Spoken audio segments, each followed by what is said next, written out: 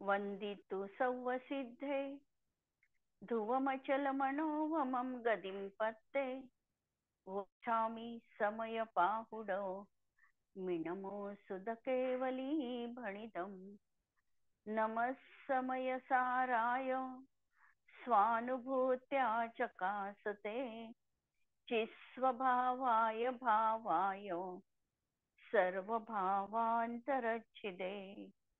अंतिम शासन नायक 1008 भगवान महावीर स्वामी की जय। द्वादशांग श्रुत देवी की जय। आज समाधीस्थ झालेले गणाचार्य 108 श्री विराग सागरजी महाराजांच्या चरणी कोटी कोटी वंदन नमोस्तु। स्वाध्याय कक्ष संपेपर्यंत आपणा सर्वांना चारही प्रकारच्या आहाराचा त्याग असणार आहे। समयसार ग्रंथ आपण बघतो आहे आणि मोक्षाधिकाराची आमची चर्चा सुरू आहे। प्रज्ञेच्या माध्यमातून बंध आणि आत्मा, रागद्वेषादी विकार आणि आत्मा, शरीर आणि आत्मा, परपदार्थ आणि आत्मा यामध्ये आम्हाला भेदविज्ञान आचरणने करविलं की प्रज्ञा ही एक असं तुझ्याजवळ साधन आहे की या साधनेच्या माध्यमातून ह्या ज्या दोन गोष्टी अलगच आहे त्याला तू अलग बघू शकतो। जेव्हा तू बघशील तर अलग करण्याचा प्रयत्न पण करशील आणि जो वेळ जेव्हा हा प्रयत्न तुझा यशस्वी होईल त्या समयात या प्रज्ञेनी दोन वेगवेगळेपणा अनुभवला आहे आणि याच्यामध्ये ज्यांनी आत्मा माझा आहे हे अनुभवलं ही प्रज्ञाच आहे आणि जेव्हा ही प्रज्ञा तसा ठासून अनुभव सांगते त्यावेळेला प्रज्ञेच्या माध्यमातून आत्म्याचं ग्रहण केलं जातं, चेतनेचं ग्रहण केलं जातं। अशा तऱ्हेने प्रज्ञाच आम्हाला आमच्या पूर्णत्वाला पोचविण्यासाठी मदत करणार आहे। आता ही जी चेतना आहे ही चेतना द्विरूप आहे। ती आपल्या द्विरूपतेचं उल्लंघन करत नाही, म्हणजे ती ज्ञान दर्शन स्वभावी आहे। आणि याचं उत्तर देताना आचार्यांनी सांगितलं की का चेतना अशी द्विविध रूप आहे, कारण वस्तू ही द्विविध रूप आहे। आम्ही जी कल्पना गृहीत धरली होती की वस्तू सामान्य विशेषात्मक आहे, नित्यात्मक आहे, एक अनेकात्मक आहे, ह्या ज्या काही आमच्या गृहीत आहे या अनुषंगाने आम्ही चेतना देखील सामान्य विशेषात्मक आम्हाला मानावी लागते आणि म्हणून तिची द्विरूपता ही नित्य विद्यमान आहे, ती आपल्या द्विरूपतेचं उल्लंघन करत नाही। आणि शिष्याने प्रश्न विचारला तर तिने उल्लंघन केलं तर काय होईल, आणि त्यावर आचार्यांनी उत्तर दिलेलं होतं की जर अशा प्रकारे तिने उल्लंघन केलं तर त्या ठिकाणी दोन दोष येतात। कोणते दोन दोष येतात? एक तर स्वगुणाचा उच्छेद होईल, तिचे गुण राहणार नाही, कारण विशेष गेलं तर कशाने सामान्य हे कसं काय लक्षात येईल, आणि म्हणून ती विशेषांनी सहितच पाहिजे। म्हणून जर आम्ही गुणांचं उल्लंघन केलं, स्वगुणाचा जर उच्छेद केला तर चेतना चेतन रूप उरणार नाही, म्हणजेच ती अचेतन बनेल, जड बनेल। हा पहिला दोष तिथे येईल। आणि दुसरा, जर ही व्यापक चेतना म्हणजेच द्विरूपता ही याच्या अभावी व्याप्य चेतन म्हणजे चेतन रूप द्रव्य, द्रव्य आणि गुण अशामध्ये जो व्याप्य व्यापक संबंध आहे, जर आम्ही व्यापक मानलं नाही तर आम्हाला व्याप्य देखील मानता येणार नाही। आणि म्हणून व्यापकाच्या अभावी व्याप्याचा पण म्हणजेच गुणाच्या अभावी द्रव्याचा पण अभाव मानावा लागेल। आणि म्हणून आचार्यांनी निर्णय दिला की चेतना ही आहे ती द्विरूपच तुम्ही माना। काल आपण प्रकरण इथपर्यंत बघितलं होतं आणि याचा प्रयोग पण आम्ही बघितलेला होता की येन केन प्रकारेण आम्हाला आमच्या चेतनेमध्ये तल्लीन व्हायचं आहे आणि आमचं शस्त्र आमच्याच हाती आहे, त्याचा उपयोग करून ही आम्हाला बाकीची जी बंध व्यवस्था आहे ती छेदून आणि प्रत्यक्षात द्विधा कृत्य हा जो त्यांनी शब्द पहिल्याच गाथेमध्ये ठेवला मोक्षाधिकाराच्या, की प्रत्यक्षात आम्हाला द्विधा करायचं आहे. नुसतं ज्ञान आहे म्हणून चालणार नाही. आम्ही स्वस्थ बसलं, ज्ञान आहे, उपयोग नाही. आम्हाला ती क्रिया प्रत्यक्षात अंगीकार करावी लागेल, तरच आम्ही त्याला दोन तऱ्हेने विभाजित करू शकणार आहे. आता अमृतचंद्र आचार्य देखील याच अनुषंगाने परत कलश ठेवतात आहे. आणि यामध्ये चेतनेची द्विरूपता, ही चेतनेला कसा प्रकारचा दोष येईल याचं कथन करतात आहे. कलश 183 नंबरचा.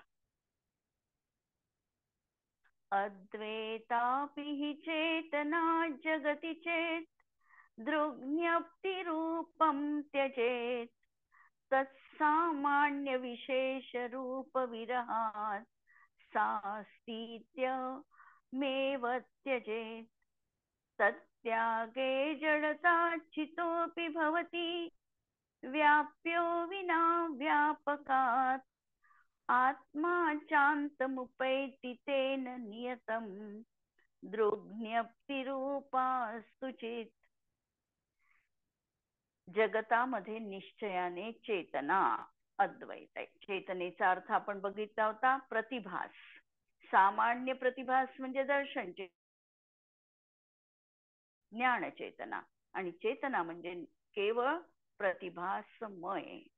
तथापि जर ती दर्शन ज्ञान रूप द्विरूपतेला सोडून देईल, तर सामान्य विशेष रूपाच्या अभावामुळे, जर तिच्या अशा प्रकारचं जर रूपच उरलं नाही, गुणच उरलं नाही, तर ती चेतना आपल्या अस्तित्वाला सोडून देईल.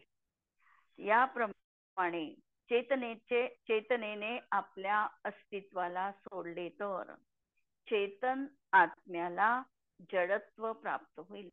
पहिला दोष येईल की चेतन रूप आत्मा राहणार नाही आणि तो जड रूप बनेल. आणि दुसरं, व्यापक चेतनेशिवाय व्याप्य आत्मा नष्ट होऊन जाईल. असे दोन दोष येतील. काल जे आपण बघितले तसेच हे दोन दोष. म्हणून चेतना नियमाने ज्ञान दर्शन रूपच असो. वस्तूचं स्वरूप सामान्य विशेषात्मक आहे. चेतना देखील वस्तू असल्यामुळे ती जर दर्शन ज्ञान रूप सामान्य विशेषाला सोडेल तर वस्तुत्वाचाच नाश होईल. तेव्हा चेतनेचा अभाव झाल्यामुळे चेतन आत्म्याला जडपणा प्राप्त होईल. चेतना आत्म्याच्या सर्व अवस्थेत आढळून येते, म्हणून ती व्यापक आहे. सर्व पर्यायींमध्ये आणि गुणांमध्ये हे चेतना आम्हाला आहेच तिथे हे दिसतं, म्हणजे ती व्यापक आहे. आणि आत्मा चेतनाच असल्यामुळे चेतनेकरवी व्याप्य आहे. म्हणजे व्यापक चेतनेच्या अभावी व्याप्य चेतन आत्म्याचा अभाव होईल. म्हणून चेतना दर्शन ज्ञान स्वरूपच मांडली पाहिजे. येथे कथनाचा सारांश आहे की सांख्य वगैरे कित्येक अन्यमती सामान्य चेतनेलाच मानतात, एकांत करतात आणि त्यांचा निषेध करण्यासाठी वस्तूचं स्वरूप सामान्य विशेषात्मक असल्यामुळे चेतनेला देखील सामान्य विशेषात्मक मानले पाहिजे असे सांगितल्या गेलेले आहे. आणि यावर पंडित बनारसजी दासजी देखील लिहितात की निराकार चेतना कहावे दर्शन गुण. आम्ही काल बघितलं, दर्शन चेतनेला निराकार म्हटल्या जातं. दर्शन चेतनेला निराकार म्हटल्या जातं याचा अर्थ, आम्ही जर म्हणत असू की दर्शन गुण याला आकार नाही, असा नाही. हा अर्थ चुक. गुण आहे आणि दर्शन गुण देखील आकार सहित आहे. दर्शन गुणाचा आकार कोणता? तर तो आत्म्याचा आकार आहे, तोच दर्शन गुणाचा आकार आहे. ज्ञान गुणाचा आकार कोणता? तर आत्म्याचा जो आकार आहे तोच ज्ञान गुणाचा देखील आकार आहे. आम्ही प्रदेशत्व सामान्य गुण बघितला होता. आणि प्रदेशत्व सामान्य गुण हे सांगतो की प्रत्येक द्रव्याला नियत असा आकार निश्चितपणे आहेच. आत्म्याला देखील आकार आहे. जरी अमूर्तिक आत्मा आहे सिद्ध पर्यायी मध्ये, तरी देखील आत्मा तिथे आकारवान आहे. दर्शन गुण जरी निराकार म्हटल्या गेलं, निराकार या अर्थाने दर्शन गुणाला म्हटल्या गेलं की दर्शन गुणामध्ये वस्तूचा ज्ञात आकार होत नाही. म्हणजे वस्तूचा आकार त्या दर्शनामध्ये तो ज्ञात होत नाही, म्हणून दर्शन गुणाला निराकार म्हटले आहे. दोन मधला फरक लक्षात घ्या.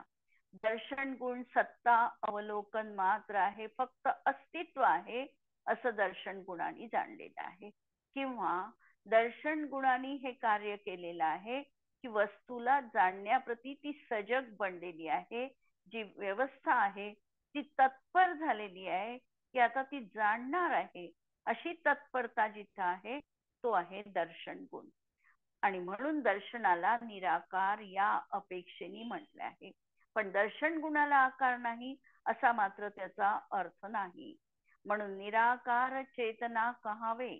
चेतना निराकार चेतना म्हटल्या गेली दर्शनाला, कारण त्या दर्शन गुणामध्ये वस्तू कशी आहे, त्याचा रंग काय, रूप काय, आकार काय, हे काहीही ज्ञात होत नाही. फक्त सत्ता आहे, अस्तित्व आहे, एवढं त्या ठिकाणी ज्ञात झालं, म्हणून त्याला निराकार म्हटलेलं आहे. आणि म्हणून दर्शन गुण असा आहे.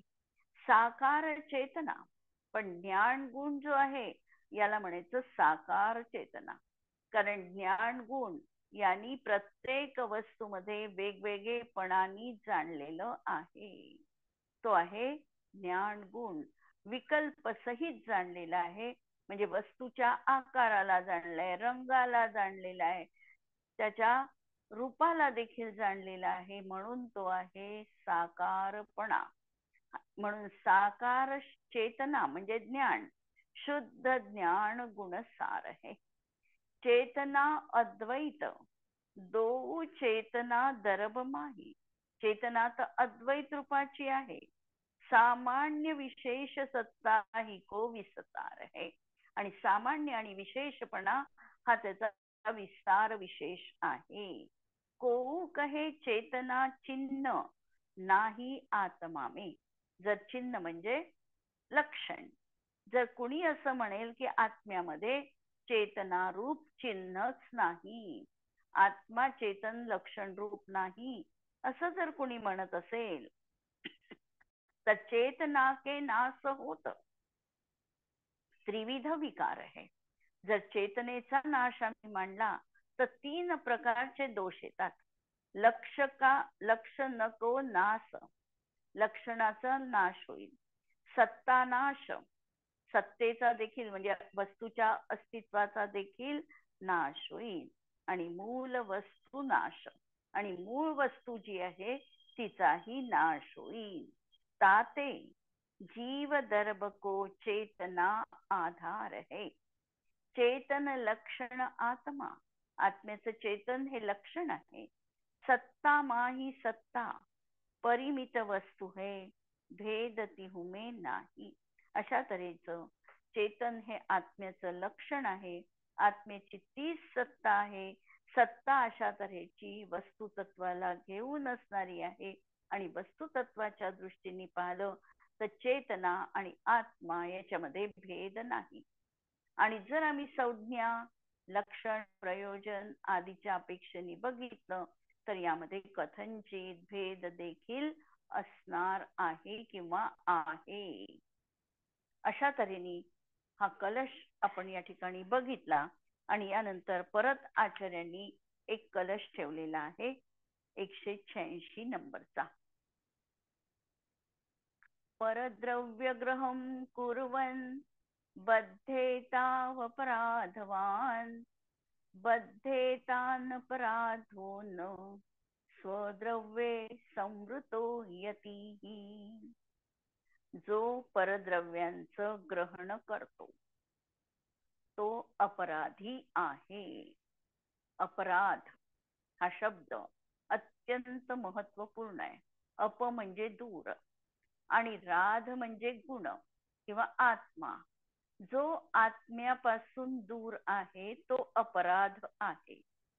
प्रत्येक शब्द संस्कृत मध्ये जर व्युत्पत्ती अर्थाने पाहिला तर त्याला विशिष्ट असा अर्थ सहजच प्राप्त होतो. अप आपल्याला माहितीये, अपसर म्हणजे दूर हो. अप याचा अर्थ आहे दूर होणं. आणि राध, राध म्हणजे आत्मा. जो आत्म्यापासून दूर आहे, आत्म्याच्या गुणांपासून दूर आहे, तो जीवनात अपराध आहे. म्हणून जो परद्रव्याचं ग्रहण करतो, आणि जर आम्ही परद्रव्याचं ग्रहण करत असू तर याचा अर्थ सहज हा आहे की हा आत्मगुणांना जाणत नाही, आत्म्यापासून दूर आहे. जो परद्रव्याच्या आकर्षणात गुरफटलेला आहे, त्याच्या जीवनात परद्रव्य महत्वपूर्ण आहे, तो आत्मद्रव्यापासून विमुख आहे. आणि ज्याच्या जीवनात आत्मद्रव्य प्रामुख्याने तो उद्घाटित करतोय, त्याला अनुभवण्याचा प्रयत्न करतोय, त्याच्या जीवनात परद्रव्य गौण आहे. म्हणून या ठिकाणी सांगितलं की जो परद्रव्याचं ग्रहण करतो तो अपराधी आहे. आणि सबब तो बांधला जातो. जर अपराधी आहे, त्यांनी चूक केलेली आहे, तर तो बद्ध नियमाने होणार. व्यवहारामध्ये देखील आम्ही बघतो, एखादा जीव अपराध करतो, चोरी करतो, हिंसा करतो, खोटं बोलतो, तर तो बांधला जातो, कर्मबंधनात पडतो, कारागृहामध्ये बंदिवासात जातो. म्हणून हाही या ठिकाणी बंदिवासात पडतो. स्वद्रव्यामध्ये संतुष्ट मग्न मुनी परद्रव्यांचं ग्रहण करत नसल्यामुळे या ठिकाणी सांगितलं स्वद्रव्ये समृद्धो यतीही. यतीही हा शब्द ठेवला. यती याचा अर्थ आहे यत्न करणारा, जो मोक्षासाठी प्रयत्न करतो, यत्न, तो यती. जो मननशील आहे तो मुनी. मुनींसाठी 4 शब्द आलेले आहे. मुनी, यती, अनगार. अनगार याचा अर्थ आहे ज्यांनी आगाराचा, घराचा त्याग केला तो अनगार. आणि 4था शब्द आलेला आहे ऋषी. चतुर्विध संघ जर आम्ही म्हटलं तर चतुर्विध संघ मुनी, अर्जिका, श्रावक, श्राविका असा देखील सांगता येतो. आणि चतुर्विध संघ केवळ मुनी अपेक्षेने बघितला तर या 4 तऱ्हेचा संघ आम्हाला मांडता येतो. जेव्हा तत्वार्थ सूत्रात केवली श्रुत संघ धर्म देवा वर्णवादो दर्शन मोहस्य, हे दर्शन मोहनियाचा बंध कोणत्या कारणाने होतो हे सूत्र आलेलं आहे, त्या ठिकाणी हा संघ शब्द आलेला आहे. आणि संघ याचा शब्दाचा 2 तऱ्हेनी अर्थ लावलेला आहे. संघ याचा अर्थ मुनी, अर्जिका, श्रावक, श्राविका, चतुर्विध संघ आम्ही जो नेहमी वापरतो की चतुर्विध संघाच्या उपस्थितीमध्ये त्यांना आचार्य पदवी दिल्या गेली, हे आम्ही नेहमी ऐकतो, बोलतो अशा तऱ्हेचं. पण आम्हाला मुनींचा चतुर्विध संघ, मुनी, ऋषी, यती आणि अनगार या 4 तऱ्हेच्या मुनींच्या व्यवस्थेला देखील चतुर्विध संघ म्हटल्या जातं. इथे जो यती शब्द आलेला आहे, जो मोक्ष मार्गासाठी यत्न करतो तो यती. जो मननशील आहे ते मुनी. ज्यांनी गृहाचा त्याग केलाय, आगाराचा त्याग केलेला आहे ते अनगार. आणि जे रुद्धी संपन्न आहे ते ऋषी. आता हा जरी या ठिकाणी यती शब्द ठेवलेला आहे तरीही हा शब्द यती म्हणत असताना 6व्या 7व्या गुणस्थांवरतीचे जीव आम्हाला बघायचे की त्यांनी प्रत्यक्षामध्ये त्या ठिकाणी परद्रव्याच्या ग्रहणाचा त्याग केलेला आहे. सम्यक दृष्टी जीवालाही आम्ही तो मोक्ष मार्गामध्ये प्रयत्न करतो म्हणून कथंचित यती म्हणू शकतो. कथंचित लक्षात घ्या शब्द. परंतु अजूनपर्यंत तो व्रत पाळत नाही म्हणून आम्ही सर्वार्थाने त्यांना यती म्हणू शकत नाही. जर व्युत्पत्ती अर्थाने यत्न त्याचा सुरू आहे या अपेक्षेने आम्ही म्हणू शकतो. आणि स्वद्रव्यामध्ये संतुष्ट असणारे असे 6व्या 7व्या गुणस्थान वरतीचे जे मुनी आहे, यती आहे, हे परद्रव्याचं प्रत्यक्षामध्ये ग्रहण करत नाही. कारण त्यांनी प्रत्यक्षामध्ये परद्रव्याच्या ग्रहणाचा संकल्पपूर्वक त्याग घेतलाय. जोपर्यंत संकल्पपूर्वक त्याग नाही तोपर्यंत तो आमचा नियम होऊ शकत नाही. एखाद्याला आम्ही विचारलं की तू रात्री भोजन करतो का? त्यांनी म्हटलं की मी करत नाही, पण मला नियम नाही, संकल्प नाही, तर तो त्याचा नियम असू शकत नाही. नियम तर त्याला म्हटल्या जाईल की संकल्पपूर्वक आम्ही त्या गोष्टीचा त्याग केलेला आहे. आम्ही खात नाही, पण आम्ही सोडलं पण नाही, आम्ही त्याग पण घेतला नाही, तसा त्याग या ठिकाणी अभिप्रेत नाही. म्हणून स्वद्रव्यामध्ये संतुष्ट मग्न मुनी परद्रव्याचं ग्रहण करत नाही, म्हणून त्यांनी परद्रव्यांचा संकल्पपूर्वक त्याग केलेला आहे. पंचेंद्रियाच्या विषयांपासून त्यांनी संकल्पपूर्वक निवृत्ती स्वीकारलेली आहे. षटकायिक जीवांच्या विराधनेचा त्यांनी संकल्पपूर्वक त्याग केलेला आहे. म्हणजे हे अविरती 12 प्रकारचे त्या जीवनात ते पाळतात. आणि पाळत असताना नुसतं पाळत नाहीये, संकल्प घेऊन नियमपूर्वक त्याची पालना आहे.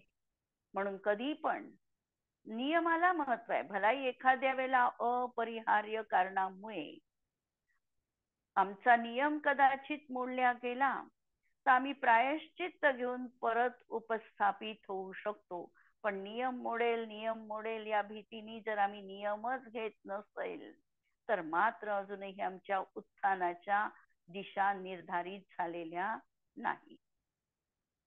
तर अशा प्रकारे मुनी परद्रव्याचं ग्रहण करत नसल्यामुळे अपराधी बनत नाही आणि बद्ध पण होत नाही.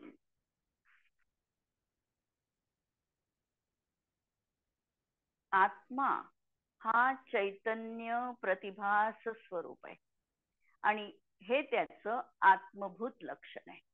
2 तऱ्हेचे लक्षण न्यायकारांनी सांगितलेले आहे न्याय ग्रंथांमध्ये. एक आत्मभूत लक्षण आणि एक अनाश्रित लक्षण. आत्मभूत लक्षण त्याला म्हणायचं की ते लक्षण कधीही लक्षापासून अलग होऊ शकत नाही, ते आत्मभूत लक्षण. आणि दुसरं लक्षण एक जे व्यवहार चालविण्यासाठी आम्ही वापरतो ते अनात्मभूत लक्षण. अनात्मभूत लक्षण कसं असतं की आता समजा 10 स्त्रिया बसलेल्या आहेत सभेमध्ये आणि एकानी लाल साडी परिधान केलेली आहे. आम्हाला ती विशिष्ट लेडी पाहिजे आहे, तेव्हा आम्ही म्हणणार की त्या लाल साडीवाल्या स्त्रीला आवाज दे.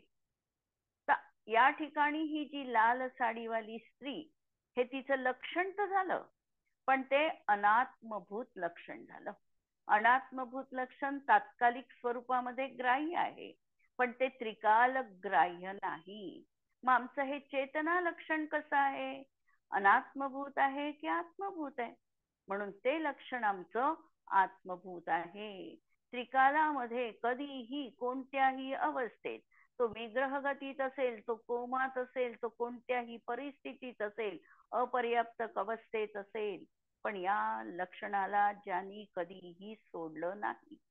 लक्षात घ्या, निगोदी जीवांच्या जीवनात एक श्वास में 18 बार म्हणत असताना हे चेतना लक्षण त्यांचं निघून गेलं आहे का? नाही निघालं. तिथेही जो काही तो वेळ आहे त्या वेळेला देखील ते चेतना लक्षण त्यांच्या जवळ विद्यमान आहे. ते काढूच शकत नाही, निघूच शकत नाही. ते आत्मभूत लक्षण आहे.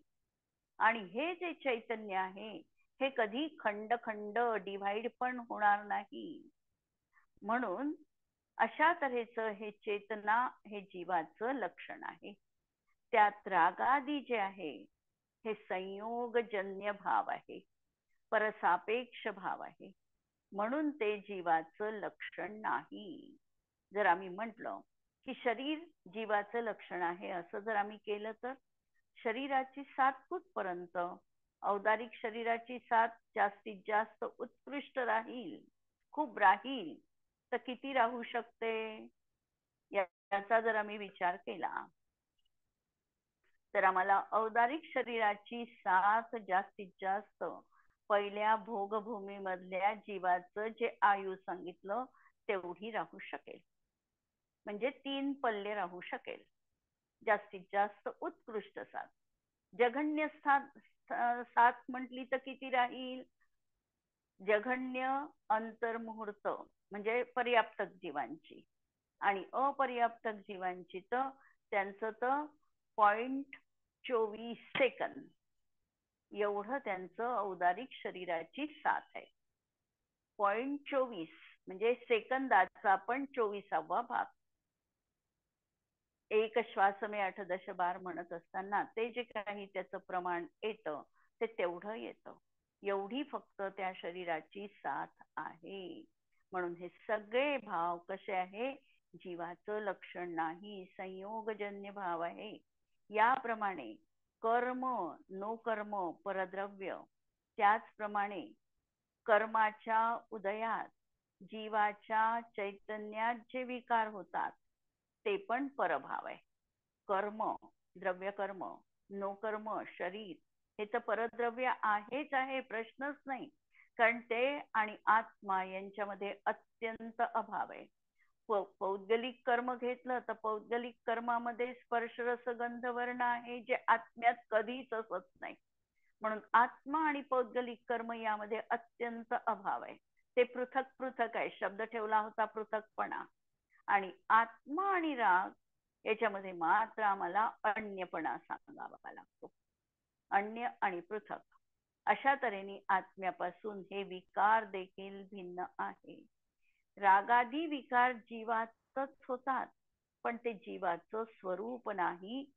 अशुद्ध निश्चयने ते जीवाचे म्हटल्या जातात आणि ते पर्यायीच आहे पण तरीही तो जीवाचा स्वभाव नाही.